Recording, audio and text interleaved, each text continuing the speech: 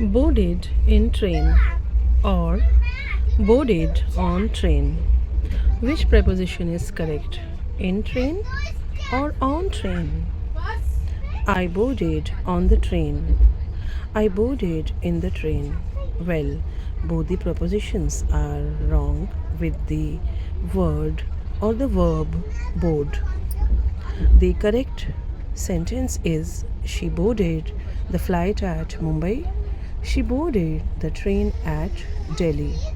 The reason is the verb board already included the idea of getting on something like a train, plane, bus, or ship.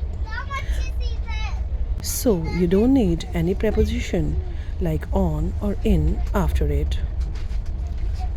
Well, after boarding, if you want to use the preposition on, then the sentence will be I am on the train. I sat in the train compartment.